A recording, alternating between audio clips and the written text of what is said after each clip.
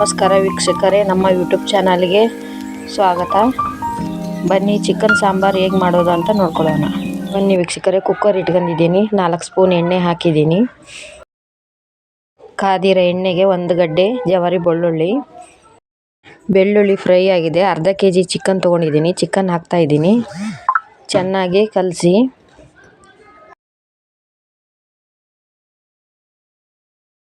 ರುಚಿಗೆ ತಕ್ಕಷ್ಟು ಉಪ್ಪು, ಚಿಟಿಕೆ ಅರಿಶಿಣ, 2 ಸ್ಪೂನು ಅಚ್ಚದ ಖಾರ ಪುಡಿ,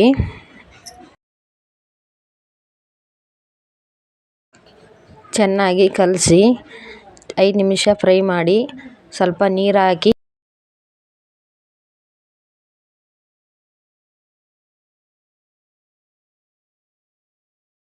ಒಂದು ವಿಜಲ್ ಆಗಲಿ. ಅಷ್ಟರಲ್ಲೇ ನಾವು ಮಸಾಲೆ ಅಣಿ ಮಾಡ್ಕೊಳ್ಳೋಣ ಬನ್ನಿ.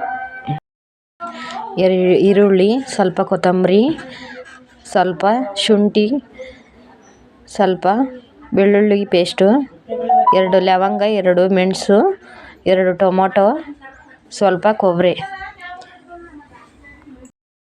4 ಗೋಡಂಬಿ. ಬನ್ನಿ ವೀಕ್ಷಕರೇ, ವಿಜಲ್ ಆಗಿದೆ.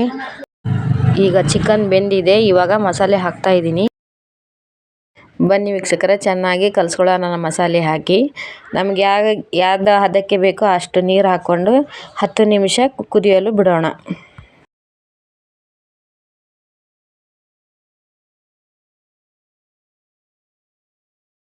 ಬನ್ನಿ ವೀಕ್ಷಕರೇ, ಸಾಂಬಾರು ಹೇಗೆ ಬಂದಿದೆ ಅಂತ ನೋಡೋಣ. ನೋಡಿ ಎಷ್ಟು ಚೆನ್ನಾಗಿ ಬಂದಿದೆ. ಕಲರ್ ಮಾತ್ರ ಸೂಪರಾಗಿ ಕಾಣ್ತಾ ಇದೆ. ವೀಕ್ಷಕರೇ, ನೀವು ಟ್ರೈ ಮಾಡಿ ಹೇಗೆ ಬಂದಿದೆ ಅಂತ ಕಮೆಂಟ್ ಮಾಡಿ, ಶೇರ್ ಮಾಡಿ, ಲೈಕ್ ಮಾಡಿ, ಸಪೋರ್ಟ್ ಮಾಡಿ. ನಮ್ಮ ಯೂಟ್ಯೂಬ್ ಚಾನಲ್ ವೀಕ್ಷಿಸಿದ್ದಕ್ಕಾಗಿ ಧನ್ಯವಾದಗಳು.